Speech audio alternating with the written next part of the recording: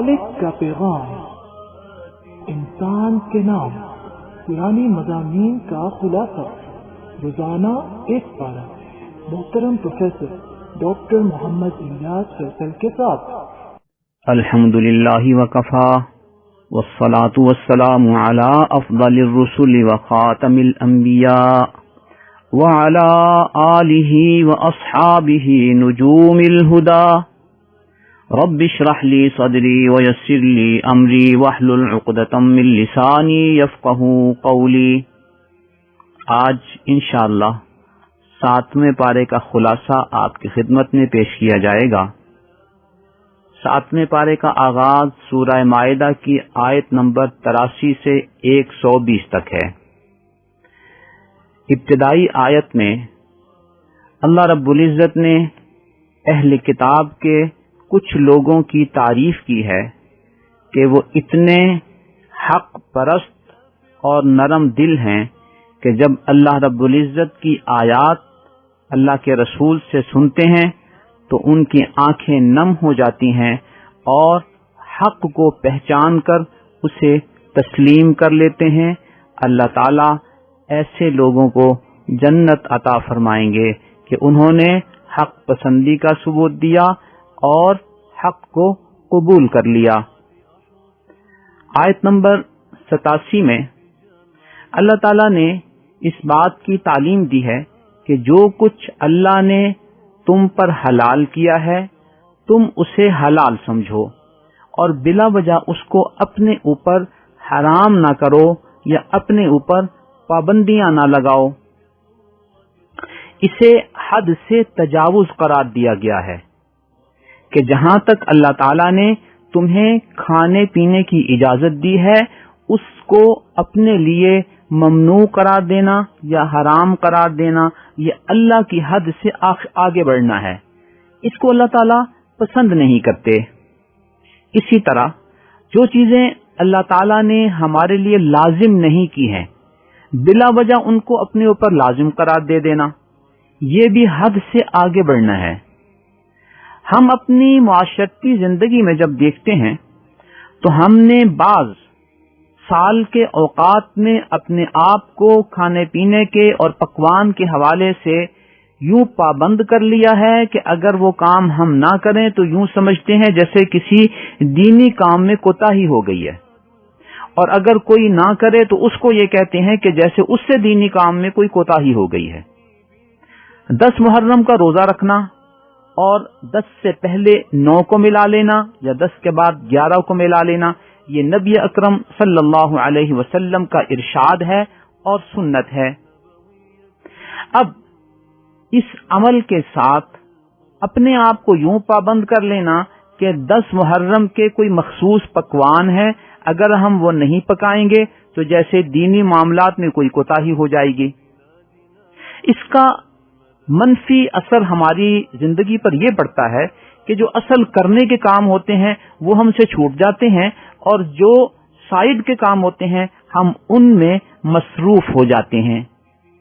اسی طرح شب برات ہو یا اس طرح کی کوئی اور مناسبت ہو اس میں مخصوص پکوان کے حوالے سے اپنے آپ کو پابند کر لینا اور اس کو شرعی رنگ دے دینا، یا اس دن ہمارے بعض نوجوان وہ پٹاخے وغیرہ چھریاں وغیرہ چلاتے ہیں تو یہ بھی اصل کرنے کے کام سے اپنے آپ کو ہٹانا ہے اور ایسے کام میں الجھانا ہے جس سے اللہ راضی نہیں ہوتے۔ مسافہ کرنا ایک پسندیدہ عمل ہے لیکن اپنی طرف سے اپنے آپ کو پابند کر لینا کہ فلاں نماز کے بعد ہم نے ہر ایک سے مسافہ کرنا ہے یا ہر نماز کے بعد ہر نمازی نے دوسرے سے مسافہ کرنا ہے، تو یہ ہم نے اپنے آپ کو پابند کر لیا، یہ بھی حد سے تجاوز ہے۔ آپ جب مرضی مسافہ کریں لیکن اپنے آپ کو پابند نہ کریں۔ اسی طرح فلاں کام پہ اتنی نیکیاں ملیں گی، اتنا اجر و ثواب ملے گا، جنت ملے گی، جہنم سے رہائی ہوگی، یہ ساری وہ باتیں ہیں کہ جو ہمیں اللہ تعالیٰ کی وحی کے ذریعے یا نبی اکرم صلی اللہ علیہ وسلم کے ارشاد کے ذریعے معلوم ہو سکتی ہیں کہ فلاں کام کرو گے تو اتنا ثواب ملے گا، اتنی نیکیاں ملیں گی۔ جیسے نبی اکرم صلی اللہ علیہ وسلم نے یہ ارشاد فرمایا کہ قرآن کریم کے ایک حرف پر 10 نیکیاں ملتی ہیں، آگے خلوص اور اخلاص کے اعتبار سے جتنا اللہ چاہیں اس کو بڑھا دیں۔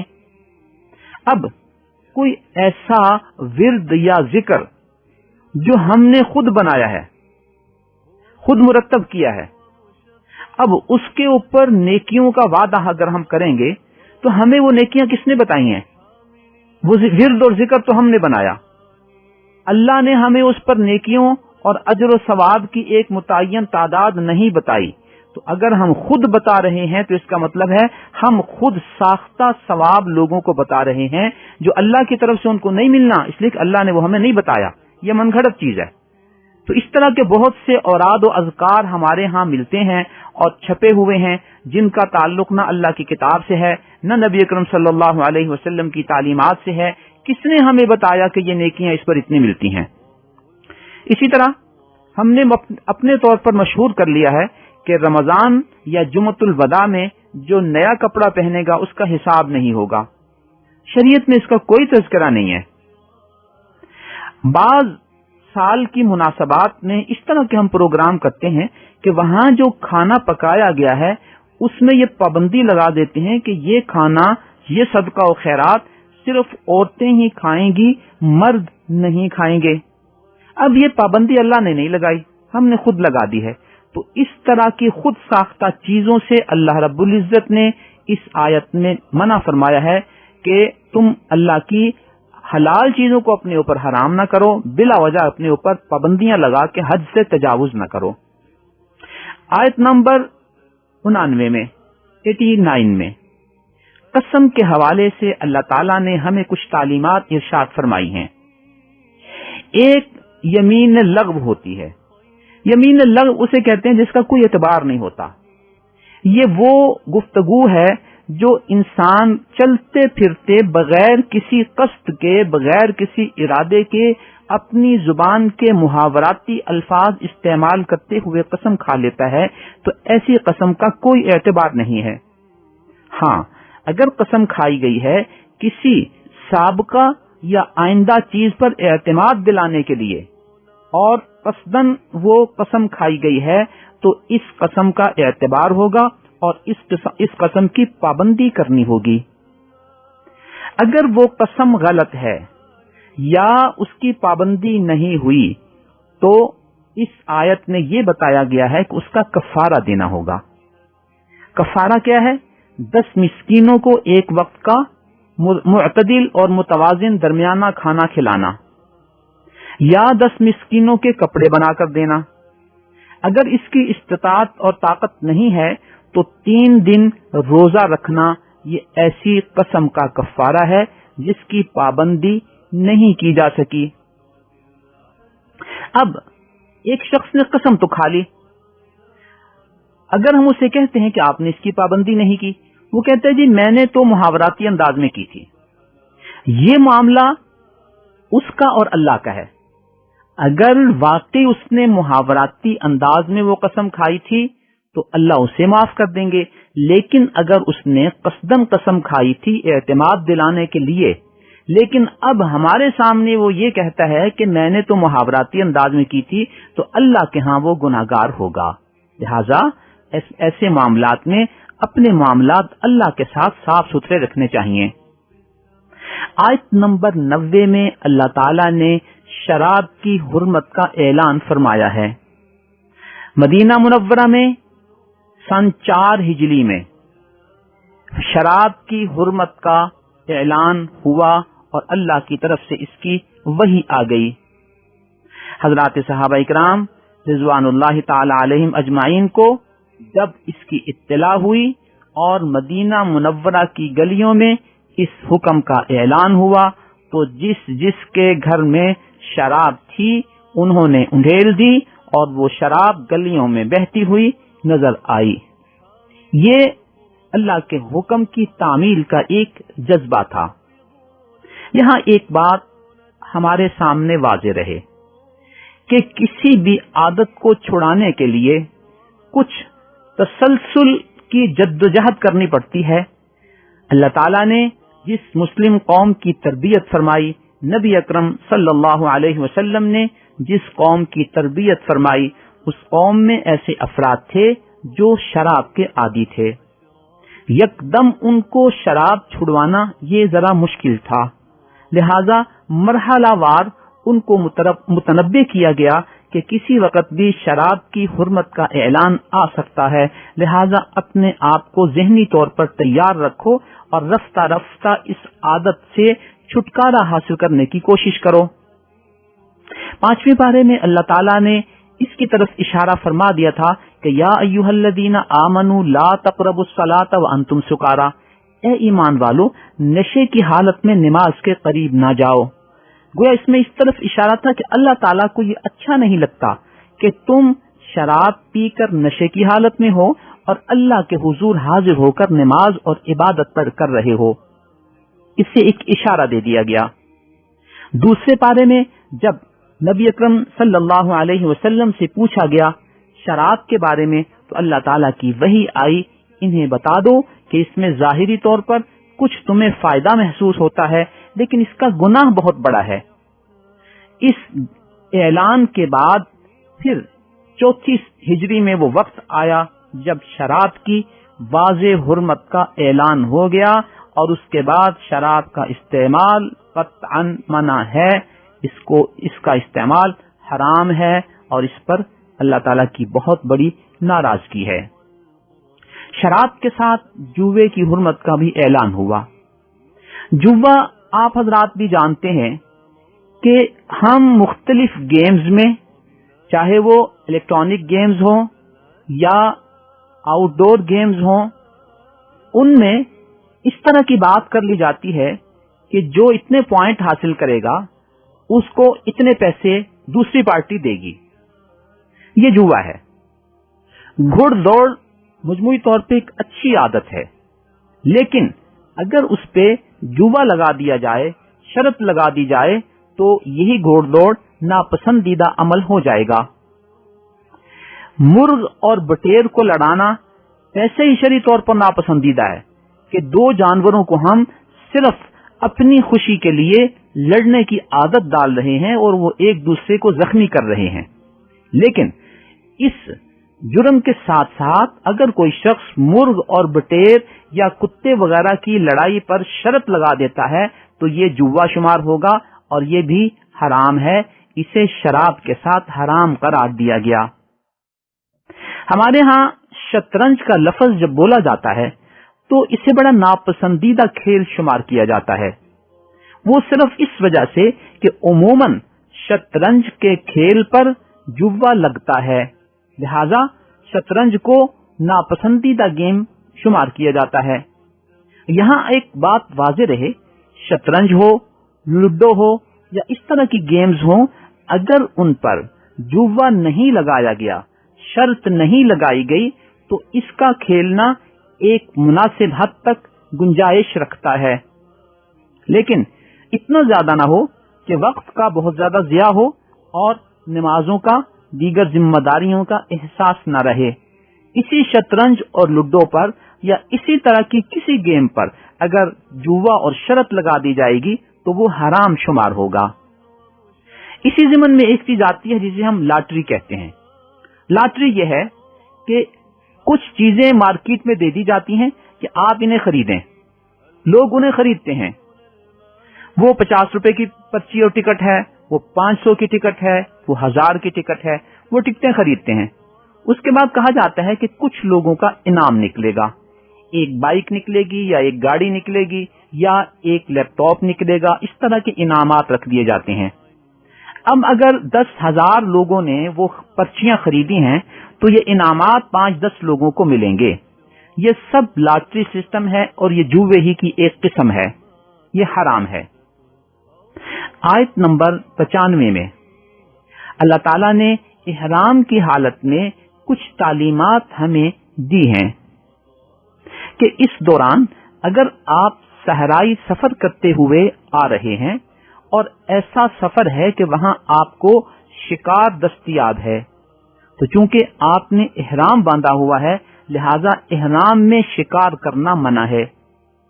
اگر کسی نے شکار کر لیا تو اسے کفارہ ادا کرنا ہوگا کہ جس طرح کا جانور اس نے شکار کیا ہے، وہ پرندہ ہو یا وہ اور نیل گائے یا اس طرح کی کوئی چیز ہو، تو پھر اسی کے مطابق اس کو ایک اور جانور بطور کفارہ ادا کرنا ہوگا۔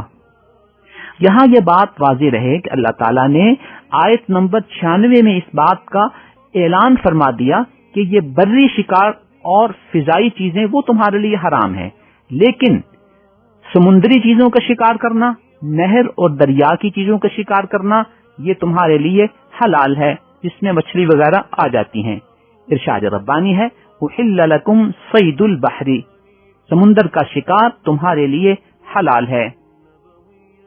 آیت نمبر 100 میں اللہ تعالیٰ نے اس بات کا اعلان فرمایا کہ اللہ کے ہاں کسی بھی چیز کے قبول ہونے کا معیار اس کی کثرت نہیں بلکہ اس کی پاکیزگی ہے۔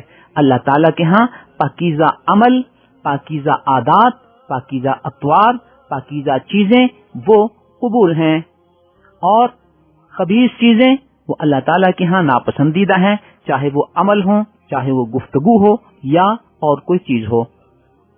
اگر خبیث عادات و اطوار کے لوگ اکثر ہیں تو اللہ تعالیٰ کہتے ہیں کہ کثرت کسی چیز کے صحیح ہونے کا معیار نہیں ہوتی، بلکہ معیار وہی ہے جو اللہ تعالیٰ نے قائم کیا ہے کسی چیز کے درست یا نادرست ہونے کا۔ آیت نمبر 110 میں اللہ رب العزت نے حضرت عیسیٰ علیہ السلام کے کچھ معجزات کا ذکر فرمایا ہے۔ پہلے ہمیں معجزے کی تعریف سمجھ لینی چاہیے۔ معجزہ کہتے ہیں کوئی ایسا کام کر دینا جو عام طور پر انسان کے بس میں نہ ہو، لیکن اللہ رب العزت کی طاقت سے، اللہ کی قدرت سے انسان یہ عمل سر انجام دے رہا ہے، اسے معجزہ کہتے ہیں۔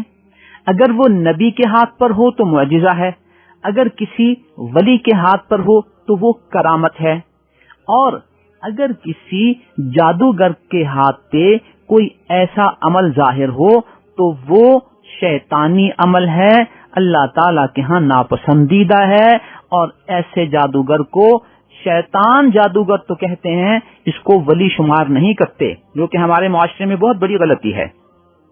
معجزے اور کرامت میں ایک بات اور پیش نظر رکھنی چاہیے کہ چونکہ اس میں اللہ کے نبی یا اللہ کے ولی کا ہاتھ ہوتا ہے، ان کی شخصیت ہوتی ہے، لیکن اس کے پس منظر میں اللہ تعالی کی قدرت کار فرما ہوتی ہے۔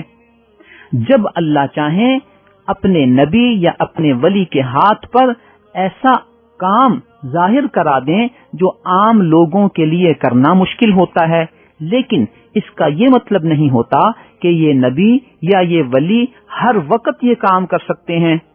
جب اللہ چاہیں، جتنی مرتبہ چاہیں، جتنی دیر چاہیں، تو اس معجزے اور کرامت کا اظہار ان کے ذریعے ہو سکتا ہے۔ حضرت عیسیٰ علیہ السلام کو اللہ تعالیٰ نے کچھ معجزات عطا فرمائے تھے، اس آیت نمبر 110 میں ان کا تذکرہ ہے۔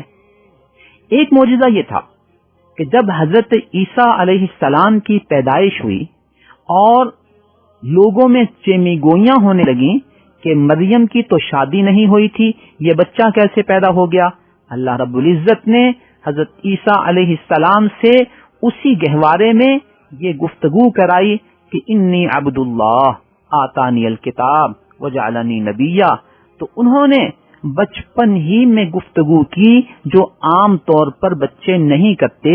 یہ حضرت عیسیٰ علیہ السلام کا معجزہ تھا۔ دوسرے نمبر پہ اس آیت میں اس بات کا تذکرہ ہے کہ حضرت عیسیٰ علیہ السلام مٹی کی شکل کا پرندہ بناتے اور اس میں پھونک مارتے تو وہ پرندہ اڑ جاتا۔ اس آیت نمبر 110 میں اللہ فرماتے ہیں کہ عیسیٰ یہ جو تم کام کرتے تھے یہ بِإِذْنِی، میری اجازت اور میرے حکم سے ہی وہ پرندہ بن جاتا تھا اور اڑ جاتا تھا، جبکہ سورہ آل عمران کی آیت نمبر 49 میں حضرت عیسیٰ علیہ السلام اس بات کا اظہار فرماتے ہیں کہ میں یہ عمل کرتا ہوں اللہ کی اجازت سے، اللہ کے حکم سے۔ حضرت عیسیٰ علیہ السلام کا ایک اور معجزہ یہ تھا کہ وہ مادرزاد اندھے کو اور برس کے بیمار کو ہاتھ پھیرتے تھے یا ان پہ پھونک مارتے تھے تو ان کو شفا حاصل ہو جاتی تھی۔ اس کے لیے بھی اللہ تعالی نے بِإِذْنِی کا لفظ استعمال فرمایا کہ یہ بھی میرے حکم سے ہوتا تھا۔ سورہ آل عمران میں ایک اور معجزے کا تذکرہ ہے کہ حضرت عیسیٰ علیہ السلام مردوں کو بھی زندہ کر دیتے تھے۔ وہاں بھی اس بات کا تذکرہ ہے کہ بِإِذْنِ اللہ، اللہ کی اجازت سے۔ اس بات کا تذکرہ آیت نمبر 49 میں موجود ہے، سورہ آل عمران ہے۔ یہیں حضرت عیسیٰ علیہ السلام کا ایک 5واں معجزہ مذکور ہے، اُنَبِّئُکُم بِمَا تَأْکُلُونَ وَمَا تَدَّخِرُونَ فِی بُیوتِکُم، کہ میں معجزاتی طور پر تمہیں یہ بتا دیتا ہوں کہ آج تم نے کیا کھایا ہے اور گھر میں کیا چیز رکھ کر آئے ہو۔ تو یہ مجموعی طور پر 5 معجزات مشہور ہیں حضرت عیسیٰ علیہ السلام کے، اور یہ اللہ کے حکم، اللہ کی اجازت کے ساتھ ان کے ہاتھ پہ یہ ظاہر ہوتے تھے۔ آیت نمبر 112 سے 115 تک حضرت عیسیٰ علیہ السلام کے ماننے والے، جنہیں حواریین کہتے تھے، انہوں نے حضرت عیسیٰ علیہ السلام سے یہ گزارش کی کہ ہمارا جی چاہتا ہے کہ اللہ تعالی کی طرف سے ہمیں ایک دسترخوان کھانوں کا سجا ہوا وہ عنایت ہو اور ہم یہ شرف حاصل کریں کہ اللہ تعالی کی طرف سے آیا ہوا کھانا ہم نے کھایا ہے۔ حضرت عیسیٰ علیہ السلام نے دعا کی، اے اللہ، ان لوگوں کی یہ چاہت اور تمنا ہے، آپ ان کی چاہت پورا فرما دیجئے۔ اللہ نے ان کی دعا قبول فرمائی اور ارشاد فرمایا، انی منزلھا علیکم، میں یہ دسترخوان تمہارے لیے بھیج رہا ہوں۔ لیکن چونکہ انہوں نے جو معجزات، جو نشانی مانگی ہے، تو منہ مانگی نشانی آنے کے بعد پھر میرا قانون ہے، فمن یکفر بعد منکم فانی اعذبہ عذابا لا اعذبہ احدا من العالمین، کہ اللہ سے منہ مانگی نشانی آنے کے بعد جو کفر اختیار کرتا ہے، اللہ اس کو ایسا عذاب دیتے ہیں جو کسی اور کو نہیں دیا۔ آیت نمبر 116 میں اللہ رب العزت نے حضرت عیسیٰ علیہ السلام سے کچھ باتیں پوچھی اور ہمیں بتا دیں، ہمیں سمجھانے کے لیے کہ اللہ رب العزت وہ واحد ذات ہے جو عبادت کی مستحق ہے، اور جو لوگ کسی نبی کو عبادت میں شریک ٹھہراتے ہیں اللہ کا، ان نبیوں سے خود جب پوچھا جائے گا تو وہ ایسی عبادت سے اور عبادت کرنے والوں سے براءت کا اعلان کریں گے، اور وہ اعلان کریں گے کہ اے اللہ، ہم تو خود اس بات کے علم بردار تھے کہ عبادت کے لائق صرف آپ ہیں اور کوئی نہیں۔ حضرت عیسیٰ علیہ السلام سے پوچھا گیا، اَأَنْتَ قُلْتَ لِلنَّاسِ اتَّخِذُونِي وَأُمِّيَ إِلَٰهَيْنِ مِن دُونِ اللَّهِ، کیا آپ نے لوگوں کو کہا تھا کہ مجھے اور میری ماں کو اللہ کے سوا معبود بنا لینا؟ حضرت عیسیٰ علیہ السلام عرض کریں گے، سبحانک، اے اللہ، تو تو ہر قسم کے شریکوں سے پاک ہے، ما یکون لی ان اقول ما لیس لی بحق، میرا حق نہیں ہے کہ میں ایسی بات کروں جو مجھے نہیں کہی گئی۔ آگے ارشاد فرماتے ہیں، عرض کرتے ہیں، ما قلت لہم الا ما امرتنی بہ، میں نے تو انہیں وہی بات بتائی تھی جس کا آپ نے مجھے حکم دیا تھا، اور وہ کیا حکم تھا؟ ان اعبدوا اللہ ربی و ربکم، اللہ کی عبادت کرو جو میرا بھی رب ہے، تمہارا بھی رب ہے۔ تو یوں اللہ رب العزت نے حضرت عیسیٰ علیہ السلام کی زبانی اس بات کا اعلان کرا دیا کہ اللہ کے علاوہ کوئی نبی بھی عبادت کے لائق نہیں ہے، اور عیسیٰ کے ماننے والے جو اس کی عبادت کرتے ہیں، حضرت عیسیٰ علیہ السلام بھی ان سے بری ہیں۔ اگر کسی نبی کی عبادت اللہ کے ہاں قابل قبول نہیں ہے تو کسی ولی کی عبادت کرنا، کسی ولی کو سجدے کرنا، کسی ولی کے نام کی نظر و نیاز دینا اللہ کے ہاں کیسے قبول ہو سکتی ہے؟ جبکہ دنیا کے سارے ولی جمع ہو جائیں ایک صحابی کے درجے کو نہیں پہنچ سکتے، کیونکہ ان کی نظر مبارک نبی اکرم صلی اللہ علیہ وسلم کے چہرہ انور پر پڑی ہے، اور سارے صحابہ جمع ہو جائیں تو ایک عام نبی کے درجے کو نہیں پہنچ سکتے۔ تو حضرت عیسیٰ علیہ السلام جیسے جلیل القدر نبی جب وہ بھی یہ اعلان کر رہے ہیں کہ اے اللہ تیرے سوا کوئی عبادت کے لائق نہیں، تو ظاہر ہے ان کے سوا کسی اور کی عبادت نہیں کی جا سکتی، اور اللہ کے علاوہ کسی اور کی عبادت کرنا شرک ہے، جس کے بارے میں اللہ نے اعلان فرما دیا کہ میں ہر گناہ کو اپنی مرضی سے معاف کر سکتا ہوں، لیکن شرک کے بارے میں یہ اعلان کرتا ہوں کہ ان اللہ لا یغفر ان یشرک بہ، اللہ اپنے ساتھ کسی اور کو ٹھہرائے گئے شریک کو اور شرک کے عمل کو معاف نہیں کرے گا۔ اللہ تعالی ہمیں توحید پر قائم رکھیں، توحید پر موت عطا فرمائیں، اور ہر قسم کے شرک سے اللہ تعالی ہماری حفاظت فرمائیں تاکہ ہماری نجات ہو، اللہ کی رضا حاصل ہو اور جنت کا حصول ہو، جہنم سے بچ جائیں۔ بسم اللہ الرحمن الرحیم۔ آگے ہم سورۃ الانعام کے مضامین کا مختصر تعارف آپ کی خدمت میں عرض کرتے ہیں۔ سورہ انعام مکی ہے، اس کی 165 آیات ہیں۔ عام طور پر مکی اور مدنی صورتوں کا مزاج یہ ہے کہ مکی صورتوں میں اصلاح عقیدہ پر زیادہ توجہ دی گئی ہے، اور مدنی صورتوں پر عموماً مسائل سمجھائے گئے ہیں۔ یہ صورت چونکہ مکی ہے لہذا اس میں عقائد پر زیادہ توجہ دی گئی ہے۔ اس صورت کا آغاز اللہ رب العزت کے اس واضح اعلان اور عقیدے سے ہوتا ہے کہ الحمدللہ الذی خلق السماوات والارض، تمام تعریفیں اس ذات کے لیے ہیں جس نے آسمان و زمین کو پیدا کیا۔ اسلام آسمان و زمین کی تخلیق کے حوالے سے یہ ایک واضح اسلامی تصور ہے کہ ہمارے ہاں ان آسمان اور زمین کے پیدا کرنے والے اللہ رب العزت کی ذات ہیں۔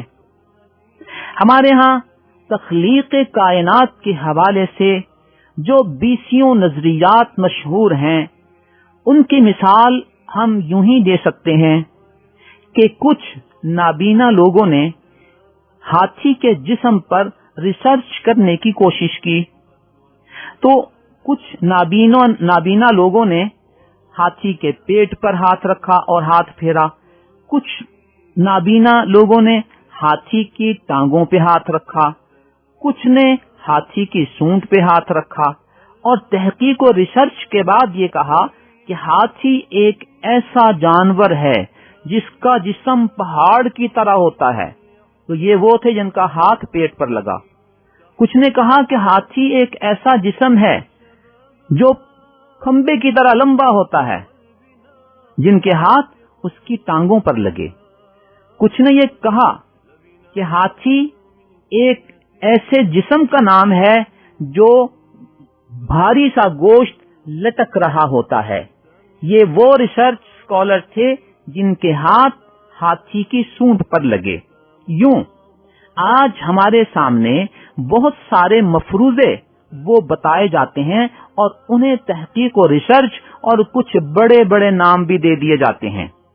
ان بڑے ناموں میں ایک نام بگ بینگ کا بھی ہے کہ جی کائنات کا آغاز ایک بڑے دھماکے سے ہوا اور اس کے بعد یہ کائنات وجود میں آئی۔ یہ بڑا عجیب دھماکہ ہے کہ اگر یہ عام دھماکہ ہو تو اس دھماکے کے نتیجے میں ایسا منظم نظام کہ جس کے مطابق ہم اپنی گھڑیاں سیٹ کرتے ہیں وہ معرض وجود میں آ گیا۔ کیا کوئی ایسا دھماکہ ہم آپ دیکھتے ہیں کہ جو ہو اور اس کے نتیجے میں تباہ کاری کے بجائے ایک منظم نظام سامنے آ جائے؟ بالفرض اگر کائنات کا آغاز ایک ایسے دھماکے کی شکل میں بھی ہوا تو اس کے پیچھے ایک منظم طاقت اور ایک منظم ذات ہے جس نے اس دھماکے کے نتیجے میں پھیلنے والے اس مادے کو اس منظم انداز میں ایڈجسٹ کیا کہ آج سال ہا سال گزرنے کے باوجود اس میں کسی قسم کی کوئی کمی بیشی اتار چڑھاؤ حتیٰ کہ سیکنڈز کا فرق بھی ہمیں نظر نہیں آتا۔ یوں کائنات کے آغاز کا کوئی بھی تصور ہو، اس کے پیچھے اللہ رب العزت کی ذات بابرکات ہمیں ماننی پڑے گی، وگرنہ ہماری تحقیق کی حیثیت نابینوں کی اس ریسرچ کی ہوگی جو انہوں نے ہاتھی پر ہاتھ لگا کر کی تھی۔ آج اگر ہم کوئی چھوٹا سا اس طرح کا کائناتی نظام وضع کرنا چاہیں تو ہم ایسے لوگوں سے گزارش کریں گے کہ آپ آئیے کسی پہاڑ پہ ایسا بارودی نظام، بارودی مواد وہ ایڈجسٹ کیجئے اور پھر اس کو کسی دھماکے کے ذریعے پھاڑ دیجئے تاکہ ایک دھماکہ ہو جائے، اور اس کے بعد ہم دیکھتے ہیں کہ کون سا ایک چھوٹا سا ایسا منظم نظام وضع ہوتا ہے کہ وہاں سیارے ہوں، چھوٹے چھوٹے سیارچے ہوں، وہاں ان میں روشنی ہو، وہاں پہ پانی ہو، وہاں پہ ایک نرم زمین ہو، اور اس طرح کی گیسز ہوں، اور اس مادے کے اندر پیٹرول ہو، یہ ساری کی ساری چیزیں ہوں۔ تو آئیے ایک دھماکہ ہم آپ بھی کر کے دیکھتے ہیں کہ اس دھماکے کے نتیجے میں کوئی ایسا چھوٹا سا نظام وضع ہوتا ہے یا اس جگہ پہ تباہ کاری ہوتی ہے۔ تو یہ ایک مثال کے طور پر آپ کے خدمت میں عرض کیا کہ اللہ نے ہمیں ایک واضح تصور دیا ہے، یہ ہمارا عقیدہ ہے کہ زمین و آسمان کا خالق اللہ ہے۔ اس کے علاوہ باقی جو بھی تفاصیل ہیں اگر وہ اس کے ساتھ ایڈجسٹ ہوتی ہیں تو ہمارا عقیدہ ہے، اگر نہیں ہوتی تو ہم ان کے پابند نہیں ہیں۔ اللہ تعالیٰ ارشاد فرماتے ہیں وَجَعَلَ الظُّلُمَاتِ وَالنُّورَ، اللہ تعالیٰ نے اندھیرے اور روشنیاں بنائی ہیں۔ سورج کی روشنی ہے، چاند کی روشنی ہے، ستاروں کی روشنی ہے، دن اور رات کا نظام ہے، یہ سارا اللہ فرماتے ہیں کہ میں نے منظم کیا ہے۔ اس منظم نظام کے مطابق ہم اپنے آپ کو، اپنے اوقات کو، اپنے معمولات کو، اپنی گھڑیوں کو ایڈجسٹ کرتے ہیں۔ اللہ فرماتے ہیں کہ باوجود اس کے کہ آسمان و زمین کا خالق میں ہوں، روشنی اور اندھیرے کا خالق میں ہوں، لیکن پھر بھی کچھ لوگ ایسے ہیں جو توحید کی بجائے شرک والے اعمال کرتے ہیں۔ آیت نمبر 2 میں اللہ تعالیٰ نے انسان کی تخلیق کے حوالے سے ہمیں ایک واضح تصور دیا ہے۔ هو الذی خلقکم من طین، اللہ وہ ذات ہے جس نے تمہاری ابتدا مٹی سے کی ہے۔ پہلی تخلیق مٹی سے ہوئی، اس سے مراد حضرت آدم علیہ السلام ہیں، جن کے بارے میں پہلے بھی آیا تھا کہ اللہ تعالیٰ فرماتے ہیں کہ عیسیٰ کی مثال آدم کی ہے کہ اللہ نے آدم کو مٹی سے پیدا کیا اور پھر فرمایا کن فیکون، کن کہا تو وہ ہو گئے۔ اللہ فرماتے ہیں کہ تمہارا آغاز مٹی ہے، پھر تمہاری آگے جو تخلیق ہوئی اس میں ہر ایک کے لیے ایک وقت مقرر ہے۔ اللہ تعالیٰ کی اس مقرر کردہ وقت کے باوجود پھر تمہیں کوئی شک آتا ہے؟ دیکھیے، ہر انسان کی ایک سب سے بڑی واقعاتی اور یقینی حقیقت کیا ہے؟ وہ موت ہے۔ یہ موت اللہ کی طرف سے آتی ہے۔ آج تک آدم علیہ السلام سے لے کر کوئی شخص ایسا نہیں گزرا جو اتنا طاقتور ہو کہ جو کہے گی جی میں نہیں مروں گا، میں نے نہیں مرنا، میری تحقیق اور ریسرچ اتنی ہو چکی ہے کہ اب میں ہمیشہ زندہ رہوں گا۔ اللہ فرماتے ہیں کہ جس نے تمہیں مٹی سے پیدا کیا اس نے ہی تمہاری موت کا انتظام کیا ہے۔ اسی لیے آیت نمبر 3 میں اللہ فرماتے ہیں وَهُوَ اللَّهُ فِي السَّمَاوَاتِ وَفِي الْأَرْضِ، آسمان و زمین میں اللہ ہی وہ معبود ہستی ہے جس کی عبادت ہونی چاہیے۔ آیت نمبر 6 سے آیت نمبر 11 تک اللہ تعالیٰ نے کچھ لوگوں کو کائنات میں غور و خوض کرنے کے لیے یہ ارشاد فرمایا ہے کہ تم ذرا اس زمین پر اپنے گرد و پیش میں ایسی بستیوں کو دیکھو، ایسی قوموں کو دیکھو جن کو ہم نے اس زمین پر حکومت دی تھی، لیکن جب انہوں نے اللہ کی تعلیمات کو ٹھکرایا اور شرک اختیار کیا، اللہ تعالیٰ نے انہیں تباہ و برباد کر دیا۔ اسی صورت کی آیت نمبر 11 میں اللہ تعالیٰ دعوت دے رہے ہیں کہ ذرا زمین میں چلا پھرا کرو اور غور کیا کرو کہ اللہ کی تعلیمات کو جھٹلانے والوں کا انجام کیا ہوا ہے۔ اللہ تعالیٰ نے قرآن کریم میں جتنے واقعات بیان فرمائے ہیں یہ قصے، کہانیاں اور خیالی چیزیں نہیں ہیں، یہ وہ واقعاتی حقائق ہیں کہ آج کے دور میں ان کا سمجھنا ہمارے لیے اس لیے آسان ہو گیا کہ دنیا ہمارے سامنے سمٹ کر آ چکی ہے۔ اب کسی بھی مقام کو، کسی بھی جگہ کو آپ سرچ کرنا چاہیں، دیکھنا چاہیں، اس کی پکچرز لینا چاہیں تو وہ آپ دیکھ سکتے ہیں، لے سکتے ہیں اور متعلقہ اداروں سے منگوا سکتے ہیں۔ مثال کے طور پر مدینہ منورہ سے تبوک جاتے ہوئے ایک علاقہ ہے جہاں حضرت صالح علیہ السلام کی قوم سمود کا علاقہ ہے، اسے مدائن صالح کہتے ہیں۔ اس علاقے میں پہاڑوں کے اندر بنے ہوئے ان کے مکانات ہیں۔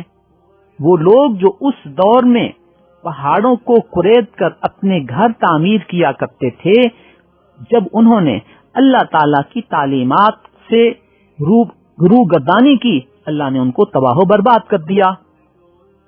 قوم عاد کا تذکرہ جو احقاف علاقے میں ہے، اس طرح کی جو چیزیں ہیں وہ آج موجود ہیں، انہیں دیکھا جا سکتا ہے، اور اللہ تعالی ہمیں ترغیب دیتے ہیں کہ جاؤ دیکھو ان قوموں کا کیا انجام ہوا۔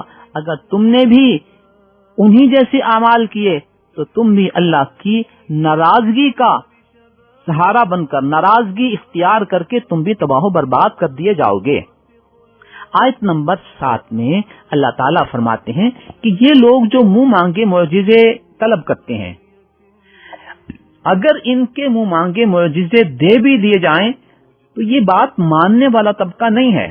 آیت نمبر 8 میں بھی اسی بات کا اعلان کیا کہ یہ کچھ لوگ یہ کہتے ہیں کہ آپ اگر سچے نبی ہیں تو اللہ تعالی کی طرف سے ایک فرشتہ اترے اور وہ آ کر آپ کی تصدیق کر دے۔ آیت نمبر 7 میں انہوں نے کہا ایک ایسی کتاب ہم پہ اترے کہ جو کاغذ پہ لکھی ہوئی ہو اور ہم اسے پڑھ لیا کریں۔ اللہ فرماتے ہیں ایک بات تو یہ ہے کہ یہ ماننے والے لوگ نہیں ہیں، دوسری بات یہ ہے کہ جب منہ مانگا معجزہ کسی کو مل جاتا ہے اور پھر بھی وہ اس نبی پر ایمان نہیں لاتے تو پھر ان کو تباہ و برباد کر دیا جاتا ہے۔ آیت نمبر 10 میں اللہ رب العزت نے نبی اکرم صلی اللہ علیہ وسلم کو یہ اطمینان دلایا کہ اگر یہ آپ کا مذاق اڑاتے ہیں آپ پریشان نہ ہوا کریں، اس سے پہلے رسولوں کا بھی مذاق اڑایا گیا، لیکن جنہوں نے رسولوں کا مذاق اڑایا وہ تباہ و برباد ہو گئے۔ آیت نمبر 12 سے آیت نمبر 13 تک اللہ تعالی اس کائنات میں غور و خوض کرنے والوں کے لیے یہ پیغام دیتے ہیں کہ آؤ دیکھو آسمان و زمین کا نظام چلانے والا کون ہے۔ سب تسلیم کریں گے کہ یہ اللہ کی ذات ہے۔ اللہ فرماتے ہیں تو پھر سن لو کہ قیامت والے دن اللہ نے تم سب لوگوں کو جمع کرنا ہے، اور جنہوں نے اللہ پر ایمان نہیں لایا ہوگا وہ لوگ گھاٹے میں رہیں گے۔ مزید ارشاد فرمایا کہ یہ دن رات کا نظام بنانے والا کون ہے؟ یہ اللہ کی ذات ہے۔ جب اللہ کی ذات ہے تو اس کی توحید کو مانو اور اس کی تعلیمات کو تسلیم کرو۔ آج اللہ کا قرآن اور اللہ کا بھیجا ہوا رسول یہ تمہارے لیے دین کا معیار ہے، اسے تسلیم کر لو۔ آیت نمبر 14 میں ہمیں مزید سمجھانے کے لیے اللہ رب العزت نے ارشاد فرمایا کہ دیکھو آسمان و زمین کا پیدا کرنے والا جب اللہ ہے تو کیا اللہ کے علاوہ کسی اور کو کارساز سمجھا جا سکتا ہے؟ جبکہ اللہ کی وہ حیثیت ہے کہ اللہ تم لوگوں کو اور سب کو کھلاتا ہے اور کوئی اللہ کو نہیں کھلاتا۔ تو یہ بتایا گیا کہ جو اللہ کا کھاتا ہے وہ اللہ نہیں ہو سکتا، اللہ وہ ہو سکتا ہے جو کسی کا نہیں کھاتا اور وہ سب کو کھلاتا ہے۔ اللہ فرماتے ہیں آپ بطور نمونہ اپنے آپ کو پیش کر دیجئے، بطور اسوہ اور قدوہ پیش کر دیجئے کہ ہر شخص کا مزاج یہ ہونا چاہیے کہ اور کوئی مانے نہ مانے میں تو اللہ کی توحید کو تسلیم کرتا ہوں اور میں ہرگز شرک کرنے والوں میں سے نہیں ہوں۔ آیت نمبر 15 سے آیت نمبر 16 تک یہ بات بتائی گئی ہے کہ اللہ رب العزت کسی کو عذاب دینا چاہیں گے تو عذاب دے دیں گے، اور جو اس عذاب سے بچ جائے گا وہ گویا کامیاب ہے۔ تو کامیابی کا معیار اللہ کے عذاب سے بچ جانا ہے، اور وہ تبھی ممکن ہے جب اللہ کی تعلیمات کو تسلیم کیا جائے گا۔ آیت نمبر 18 میں اللہ تعالیٰ نے ہمیں ایک بہت بڑی حقیقت سمجھائی ہے، وَإِن يَمْسَسْكَ اللَّهُ بِضُرٍّ فَلَا كَاشِفَ لَهُ إِلَّا هُوَ، اگر آپ کو کوئی تکلیف پہنچ جائے تو اللہ کے علاوہ کوئی اس تکلیف کو نہیں ہٹا سکتا۔ کوئی بیماری ہو، کوئی چوٹ ہو، اور کوئی ایسا نظام ہو جس سے انسان پریشان ہے، تو ان سب چیزوں کو اللہ ہی ہٹا سکتے ہیں، اللہ کے علاوہ اور کوئی نہیں ہٹا سکتا۔ اسی چیز کو سورہ یونس کی آیت نمبر 107 میں بھی بیان کیا گیا، اور وہاں یہ بھی ارشاد فرما دیا گیا کہ جیسے کسی کو پہنچی ہوئی تکلیف کوئی اللہ کے علاوہ نہیں ٹال سکتا، اسی طرح اگر اللہ کسی کو بھلائی دینا چاہیں، کسی کو خیر پہنچانا چاہیں، تو اس کو بھی کوئی روکنے والا نہیں ہے۔ جب اللہ ہی ہمیں خیر اور بھلائی دینے والا ہے، اللہ ہی ہماری پریشانیاں ٹالنے والا ہے، تو پھر اللہ ہی سے ہمیں مانگنا چاہیے، اللہ ہی کی عبادت کرنی چاہیے۔ آیت نمبر 19 میں اللہ رب العزت نے قرآن کی اہمیت بتائی ہے کہ قرآن اس لیے اتارا ہے تاکہ اس کا پیغام جو حاضرین ہیں ان کو پہنچے اور سب کو پہنچے، اور وہ پیغام کا مرکز کیا ہے؟ اللہ کی توحید اور شرک سے براءت ہے۔ اس سورت کی آیت نمبر 20 میں اہل کتاب اور خصوصاً یہودیوں کے حوالے سے یہ بات بتائی گئی کہ یہ اسلام قبول نہیں کر رہے، اس لیے نہیں کہ انہیں بات سمجھ نہیں آئی، بلکہ وہ ضد کی وجہ سے اسلام قبول نہیں کر رہے، وہ تو اسلام اور نبی کی حقانیت کو اتنا جانتے اور پہچانتے ہیں جس طرح کوئی اپنے بیٹوں کو پہچانتا ہے۔ تو کسی شک کی وجہ سے نہیں، بلکہ کچھ اور ان کے ضد کے معاملات ہیں جس کی وجہ سے یہ اسلام قبول نہیں کر رہے۔ آیت نمبر 22 سے آیت نمبر 28 تک اللہ تعالیٰ نے شرک کرنے والوں کو مخاطب کر کے کہا کہ قیامت والے دن ہم ان کو اکٹھا کریں گے اور پھر ان کو کہیں گے کہ آج اپنے ان معبودوں کو لاؤ جنہیں تم اللہ کے ساتھ شریک کیا کرتے تھے۔ یہ مشرک لوگ اللہ کو یہ عرض کریں گے جھوٹ بولتے ہوئے، اے اللہ ہم نے تو شرک نہیں کیا تھا، ہم تو مشرک نہیں تھے۔ مزید اللہ فرماتے ہیں کہ جن کو انہوں نے اللہ کے ساتھ شریک کیا ہوگا آج وہ ان کے سامنے نہیں ہوں گے، وہ ان سے غائب ہوں گے۔ اللہ فرماتے ہیں کہ جب ان مشرکین کو جہنم کے سامنے کھڑا کیا جائے گا تو یہ اس بات کی درخواست کریں گے، اے اللہ ہمیں تو واپس دنیا میں بھیج دے، اب ہم تیری توحید کو مانیں گے اور شرک نہیں کریں گے۔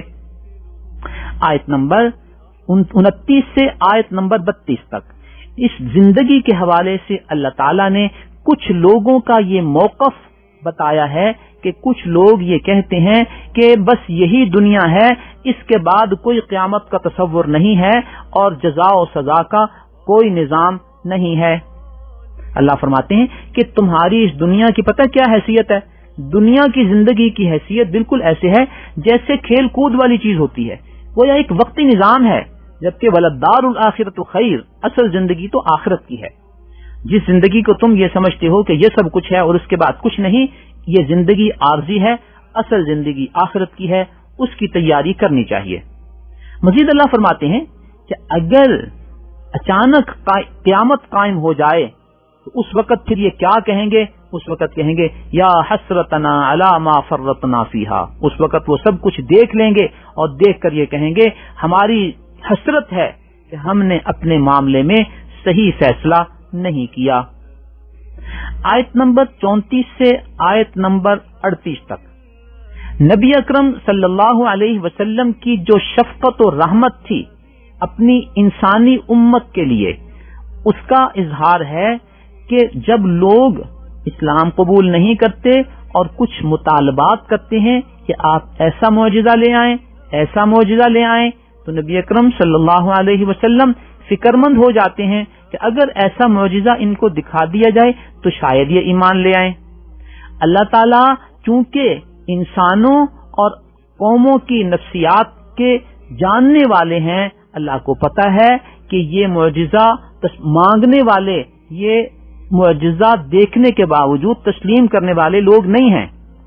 نبی اکرم صلی اللہ علیہ وسلم سے کچھ معجزات جو مانگے گئے تھے، اس سورت میں بھی ان کا تذکرہ ہے اور سورہ بنی اسرائیل میں بھی ہے کہ وہ کہا کرتے تھے کہ آپ زمین میں ایک چشمہ ہمیں نکال دیں۔ مکہ مکرمہ میں پانی کی قلت ہوتی تھی، انہوں نے کہا کہ آپ ہمیں زمین میں ایک چشمہ نکال دیں، یا کہتے تھے کہ آپ کا گھر کوئی کوٹھی نما قیمتی ہونا چاہیے، یا یہ کہتے تھے کہ آپ ہمارے سامنے آسمان پر چڑھیں اور آسمان پہ جا کر ہمارے لیے ایک کتاب لے کر آئیں، پھر ہم اس کتاب کو پڑھیں، پھر ہم آپ پر ایمان لائیں گے۔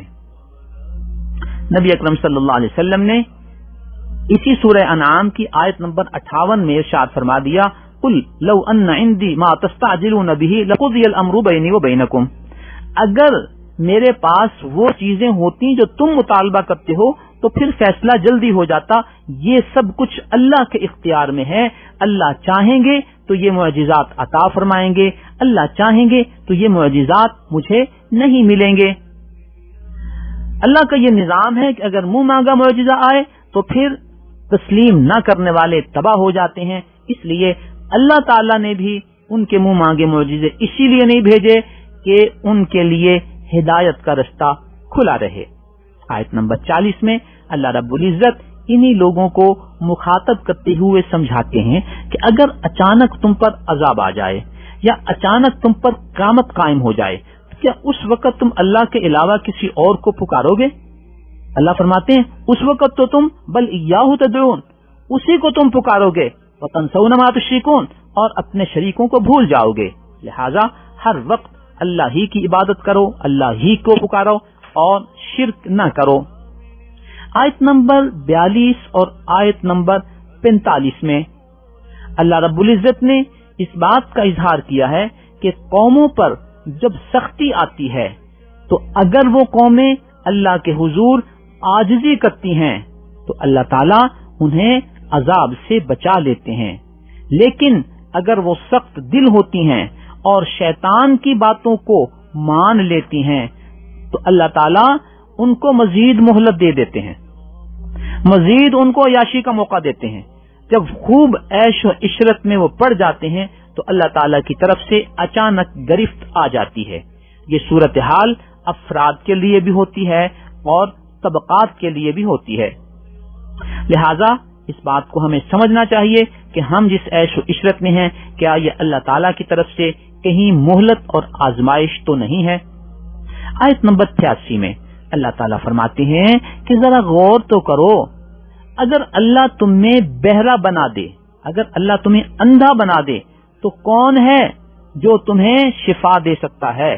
جب اللہ ہی شفا دینے والا ہے، اللہ چاہے تو تمہیں آنکھوں والا بنا دے، اللہ چاہے تو اندھا بنا دے، تو پھر اللہ کے علاوہ کسی اور کو اللہ کے ساتھ شریک نہ کیا کرو۔ آیت نمبر 50 کا ترجمہ اگر آپ خود بھی اپنے طور پر قرآن کریم میں پڑھ لیں تو آپ کو بہت کچھ سمجھنے کا موقع ملے گا۔ میں بھی اس کا ترجمہ آپ کے سامنے عرض کر دیتا ہوں کہ جب کفار کے مطالبے نبی اکرم صلی اللہ علیہ وسلم سے بہت زیادہ ہو گئے تو اللہ نے آپ کی زبانی ایک اعلان فرمایا، قُل لَا أَقُولُ لَكُمْ عِنْدِي خَزَائِنُ اللَّهِ، اللہ فرماتے ہیں اعلان فرما دیجئے میرا یہ دعویٰ نہیں ہے کہ میرے پاس اللہ کے سارے خزانے ہیں، وَلَا أَعْلَمُ الْغَيْبَ، اور نہ ہی میں غیب دان ہوں، وَلَا أَقُولُ لَكُمْ إِنِّي مَلَكٌ، اور نہ ہی میں تمہیں کہتا ہوں کہ میں فرشتہ ہوں، ان اتبع الا ما یوحى الیہ، میری حیثیت نبی اور رسول کی ہے، اللہ کا جو بھی پیغام اور وحی میرے پاس آ جاتی ہے میں تو اسی کی پابندی کرتا ہوں۔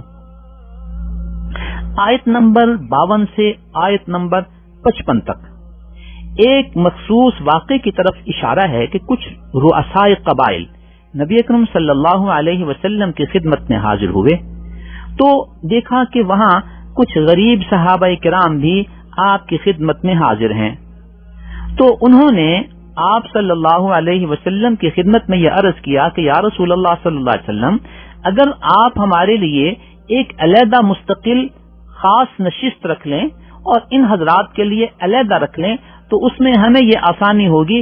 ایک تو ہماری عزت افزائی ہو جائے گی اور دوسرا یہ ہے کہ ان کے کپڑوں سے ہمیں کچھ بدبو آتی ہے اس سے بھی ہم محفوظ رہیں گے. نبی اکرم صلی اللہ علیہ وسلم ان کے اسلام قبول کرنے کے جذبے سے انہوں نے اس مطالبے کو تسلیم کرنے کی طرف اشارہ دیا. اللہ کی طرف سے وحی آ گئی کہ یہ جو غریب لوگ ہیں، یہ جو کمزور لوگ ہیں، انہیں آپ اپنی مجلس سے دور نہ کریں. گویا اللہ رب العزت کے ہاں ایمان اصل معیار ہے. یہ ظاہری دولت، یہ رکھ رکھاؤ اللہ کے ہاں اس کی کوئی حیثیت نہیں ہے. اللہ فرماتے ہیں، نبی اکرم صلی اللہ علیہ وسلم نے ہمیں بتایا ہے کہ ان اللہ لا ينظر الى صورکم واموالکم ولکن ينظر الى قلوبکم واعمالکم. اللہ تمہاری شکلوں کو، تمہارے مال کو نہیں دیکھتے بلکہ تمہارے دل اور تمہارے اعمال کو دیکھتے ہیں. او کما قال. یہاں آیت نمبر 59 میں اللہ تعالیٰ نے مفاتح الغیب اس طرف اشارہ کیا ہے کہ اللہ تعالیٰ کے ہاں غیب کی ساری خبریں ہوتی ہیں. اللہ کا علم اتنا وسیع ہے کہ یعلم ما فی البر والبحر، صحرا میں یا سمندر میں جو کچھ ہے اللہ اسے جانتے ہیں. ہماری تحقیقات آج سینکڑوں ہزاروں سالوں کے باوجود ابھی بھی زمین کی تہ میں اور سمندر کے اندر جو کچھ ہے ان تمام خزانوں کو ابھی تک ہم دریافت نہیں کر سکے. اللہ تعالیٰ ذرے ذرے کو جانتے ہیں. اللہ فرماتے ہیں وما تسقط من ورقۃ الا يعلمها. اللہ کا علم اتنا وسیع ہے کہ اگر کوئی پتا بھی گرتا ہے تو اللہ اسے جانتے ہیں. ولا حبۃ فی ظلمات الارض. اگر کوئی زمین کے اندھیروں میں گرا ہوا دانہ بھی ہوتا ہے تو اللہ اسے جانتے ہیں. ولا رطب ولا یابس. کوئی تر اور خشک ایسی چیز نہیں ہے جو کہ اللہ کے علم سے باہر ہو. آیت نمبر 61 سے 65 تک ایک ہمارے لیے سمجھانے کی بات کی گئی ہے کہ وَيُرْسِلُ عَلَيْكُمْ حَفَظًا. یہاں شیطانی نظام اور جنات کے نظام بھی موجود ہیں. اللہ تعالیٰ تمہاری حفاظت کے لیے فرشتے بھیجتے ہیں. اور سورہ رعد کی آیت نمبر 11 میں اس کی کچھ مزید تفصیل ہے.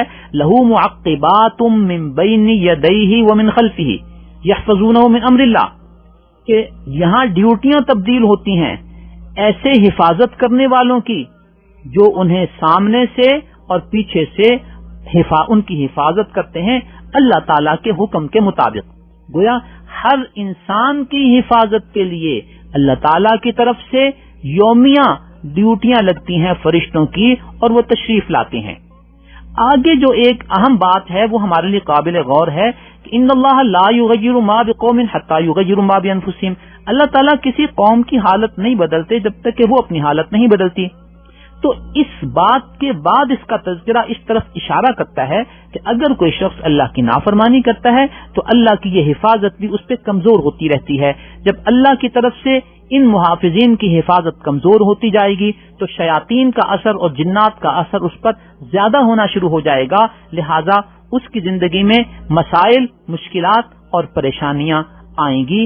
تو اللہ کی طرف سے یہ حفاظت کرنے والے آتے ہیں جو ہمارے اعمال کی بنیاد پر اتنی حفاظت کرتے ہیں جیسے ہمارے اعمال ہوتے ہیں. اللہ فرماتے ہیں کہ اللہ کی قدرت سے یہ بہت ساری چیزیں ایسی آتی ہیں جس کو ٹالنا تمہارے اختیار میں نہیں ہے. اللہ کا کوئی عذاب اگر آ جائے تو کون ہے جو اس عذاب کو ٹال سکے؟ زلزلہ آئے تو دنیا کی کون سی طاقت ہے جو اس زلزلے کو روک سکتی ہے؟ اگر سیلاب آئے، ہوائی طوفان جھکڑ آئے یا سمندری طوفان آئے تو دنیا کی بڑی بڑی طاقتیں سوائے خبر دینے کے اور کچھ نہیں کر پاتی کہ فلاں طوفان، فلاں سمندری سیلاب اور طوفان یہ فلاں وقت فلاں جگہ سے گزرے گا، ٹکرائے گا، اتنی اس کی رفتار ہے اور اتنے نقصانات کا خطرہ ہے. تو اللہ فرماتے ہیں یہ ساری کی ساری چیزیں میری بھیجی ہوئی ہیں. جب میری بھیجی ہوئی ہیں میں ہی ان کو ٹال سکتا ہوں، میں ہی انہیں بھیج سکتا ہوں، لہٰذا میری ہی عبادت کی جانی چاہیے. یہاں ان عذابوں کے تذکرے میں اللہ رب العزت نے ایک اور ایسے عذاب کا تذکرہ کیا ہے جسے ہم عذاب نہیں سمجھتے. اللہ فرماتے ہیں او یلبسکم شیعا ویذیق بعضکم علی بعض، کہ اللہ تعالیٰ تمہیں گروہوں میں تقسیم کر دے اور پھر آپس میں تم ایک دوسرے کے ساتھ لڑنے جھگڑنے لگ جاؤ. تو یہ جو ہمارے طبقات میں، ہمارے معاشروں میں اختلاف ہوتا ہے، گروہ بندی ہوتی ہے، یہ ہمارے بدعمالی کی وجہ سے اللہ کی طرف سے ہم پر عذاب آتا ہے۔ آج کل عام طور پہ جو تذکرہ ہوتا ہے اختلافات کے حوالے سے، وہ بڑا مشہور تذکرہ ہے کہ جی مذہبی طبقے اختلاف کرتے ہیں، مذہبی طبقوں میں فرقہ بندیاں ہیں، مذہبی طبقوں میں گروہ بندیاں ہیں۔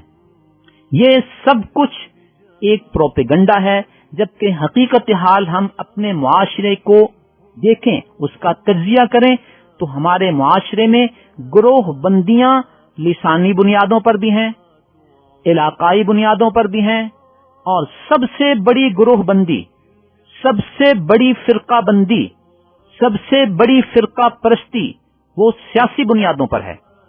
آپ اور میں، ہم اپنے معاشروں میں دیکھتے ہیں کہ جب انتخابات ہوتے ہیں تو کس طرح قتل و غارت ہوتی ہے اور ایک دوسرے پر حملے کیے جاتے ہیں، فائرنگ ہوتی ہے، ڈنڈے برسائے جاتے ہیں، مکے برسائے جاتے ہیں۔ تو یہ سب کچھ اسی طرح فرقہ پرستی ہے، اسی طرح فرقہ بندی ہے، اسی طرح جماعت پرستی ہے، جس طرح ہم صرف اور صرف مذہبی طبقوں کو نشانہ بناتے ہیں۔ تو یہ ساری چیزیں بھی اسی تقسیم کا حصہ ہیں، اور بنیادی طور پر یہ ہماری بدعمالیوں کا نتیجہ ہوتا ہے۔ اللہ تعالی ہمیں اپنی طرف رجوع کرنے کی توفیق عطا فرمائے، اور ان تمام گروہ بندیوں سے اللہ تعالی ہماری حفاظت فرمائے۔ آیت نمبر 75 سے آیت نمبر 90 تک اللہ تعالیٰ نے حضرت ابراہیم علیہ السلام کے حوالے سے کچھ ارشادات ہمیں بتائے ہیں، ہمیں سمجھائے ہیں۔ حضرت ابراہیم علیہ السلام نبی تھے، داعی تھے۔ انہوں نے جب آزر سے یہ کہا کہ تم بتوں کو اپنا معبود سمجھتے ہو، یہ تو گمراہی ہے، پھر سمجھانے کے لیے انہوں نے کچھ باتیں کی۔ جب رات کو ستارے نظر آنے لگے تو انہوں نے سوالیہ انداز میں کچھ یوں کہا کہ یہ میرا رب ہے۔ جب وہ ستارہ غروب ہو گیا، نظر نہ آنے لگا، روشنی کی وجہ سے وہ گم ہو گیا، تو فرمانے لگے لا احب الآفلین، جو ظاہر ہو اور پھر غائب ہو جائے، میں ایسے لوگوں کو، میں ایسی چیزوں کو اپنا معبود اور رب نہیں مان سکتا۔ جب انہوں نے چاند کو دیکھا تو لوگوں کو سمجھانے کے لیے کہا کہ چاند اتنی روشنی والا، یہ میرا رب ہے۔ جب چاند بھی غائب ہو گیا اور نظر نہ آنے لگا، اس کی روشنی ختم ہو گئی، فرمانے لگے کہ اگر اللہ مجھے ہدایت نہ دیتے تو میں بھی گمراہ ہو جاتا اور اس چاند کو میں اپنا معبود سمجھ لیتا۔ مزید سمجھانے کے لیے حضرت ابراہیم علیہ السلام نے جب سورج کو دیکھا تو پھر وہی بات کی کہ یہ میرا رب ہے، یہ تو بہت بڑا ہے، اس کی روشنی تو بہت زیادہ ہے۔ جب سورج بھی غروب ہو گیا تو فرمانے لگے انی بری مما تشرکون، میں تمہارے سارے شریکوں سے بری ہوں۔ یہاں اس ضمن میں آیت نمبر 83 اور 86 میں پورے قرآن کریم کے حوالے سے سب سے زیادہ انبیاء کا تذکرہ ہے۔ ان آیات میں 18 انبیاء کا تذکرہ موجود ہے اور ان کے نام ذکر کیے گئے ہیں۔ آیت نمبر 93 اور 94 میں اس بات کا ذکر ہے کہ اگر کوئی شخص جھوٹی نبوت کا دعویٰ کرتا ہے یا یہ کہتا ہے کہ مجھ پر اللہ کی طرف سے وحی آئی ہے، تو ظاہر ہے اللہ کے نبی صلی اللہ علیہ وسلم کے بعد اب کسی پر وحی نہیں آنی جو وحی آنے کا دعویٰ کرتا ہے۔ اللہ فرماتے ہیں کہ اس جرم کا اندازہ اس وقت ہوگا جب یہ مرے گا اور اللہ کا دردناک عذاب اس کو چھوئے گا اور اسے اس عذاب کا سامنا کرنا پڑے گا۔ اللہ فرماتے ہیں کہ جب تم میرے پاس آؤ گے نا تو اکیلے آؤ گے، جس طرح تم دنیا میں پیدا ہوئے تھے تو اکیلے آئے تھے، اسی طرح آؤ گے، مرنے کے بعد بھی اکیلے آؤ گے، وہاں کوئی تمہارا سفارشی نہیں ہوگا۔